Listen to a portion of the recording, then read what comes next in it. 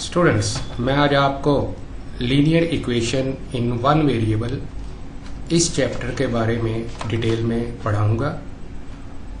Linear equation को समझने से पहले मैं कॉमन ऑब्जर्वेशन की कुछ आपके सामने एग्जाम्पल रख रहा हूं। जैसे मान लो यहाँ देखिए मेरे पास 5 किलोग्राम फ्रूट पड़ा है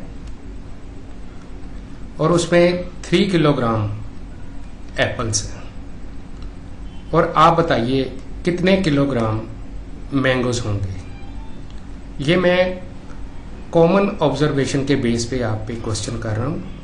ऐसे क्वेश्चन के जब आप आंसर दोगे, जब आपकी सोच डेवलप हो जाएगी, तब मैं linear equation in one variable को मैथमेटिकली आपको समझाऊंगा और एग्जाम पॉइंट ऑफ व्यू से कैसे क्वेश्चन सोल्व करते हैं वो डिटेल में बताऊंगा। पहले आइए कॉमन ऑब्जर्वेशन में आप इस आंसर को बताइए कि ये मैंगोज कितने किलोग्राम होंगे। एम वाले सैक को मैंने मैंगो से डिनोट किया है। 1 किलोग्राम नो, क्योंकि ये बैलेंस नहीं है। अब देखिए 2 किलोग्राम, देखिए ये बैलेंस हो गया।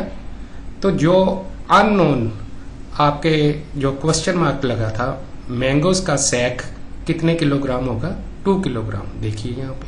अब मैं नेक्स्ट क्वेश्चन इसी तरह आपसे करूंगा। अब इस ऑब्जर्वेशन में बताइए जो फ्रूट की बास्केट है वो कितनी है, 5 किलोग्राम, और एप्पल्स हमारे पास कितने हैं, 1 किलोग्राम। तो ये मैंगोज कितने किलोग्राम होंगे बताइए जरा। देखते हैं आप में से कितने स्टूडेंट्स जवाब देते हैं। ये देखिए मैं मैंगोज का सैक यहाँ पे रख रहा हूँ। आपने बताने हैं कि कितने किलोग्राम दूसरी तरफ रखेंगे। 1 किलोग्राम नो, बैलेंस नहीं हुआ अभी। 2 किलोग्राम नो, अभी भी बैलेंस नहीं हुआ। नो, अब कंटिन्यू करते हैं, देखते हैं। 4 किलोग्राम बैलेंस हो गया। कॉमन ऑब्जर्वेशन भी यही कहती है 4 + 1 = क्या होता है, 5। यहां बताइए, अब तो स्टूडेंट्स ऑलरेडी प्रिपेयर होंगे। फ्रूट कितने हैं हमारे पास, फ्रूट की बास्केट 7 किलोग्राम। एप्पल्स कितने हैं, 4 किलोग्राम। तो ये मैंगोज का जो सैक है वो कितने किलोग्राम होगा। देखिए मैं मैंगो का सैक यहां पे रख रहा हूं। अब आपने बताना है कितने किलोग्राम होंगे। 1 किलोग्राम नो, बैलेंस नहीं हुआ। 2 किलोग्राम बताइए, नो। 3 किलोग्राम बैलेंस हो गया। अब आप लीनियर इक्वेशन को समझने के लिए प्रिपेयर हैं।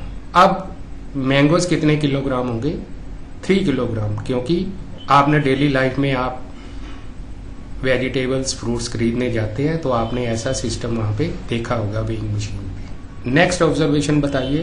वेरी गुड, बच्चे पहले, स्टूडेंट्स पहले ही प्रिपेयर है। 4 किलोग्राम क्या है, फ्रूट।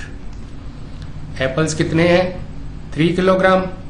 तो ये मैंगोज कितने किलोग्राम होंगे, आपने इसका आंसर देना है।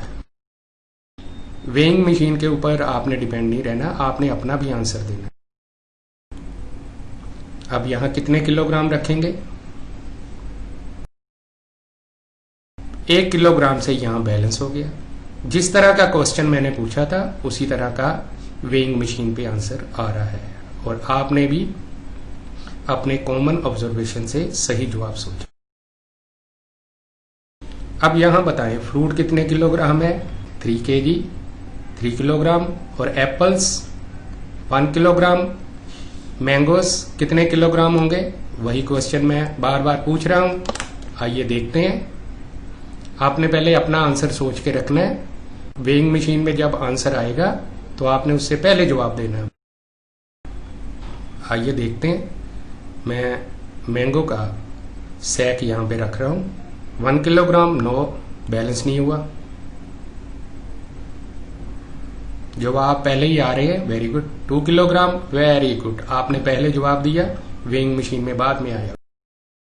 आपकी सोच डेवलप हो रही है। तो एम जो मैंगोज का सैक होगा वो कितने किलोग्राम होगा, 2 किलोग्राम। अब नेक्स्ट ऑब्जर्वेशन दें, थक तो नहीं गए? ठीक है, वेरी गुड, चैलेंज ले रहे हैं स्टूडेंट्स।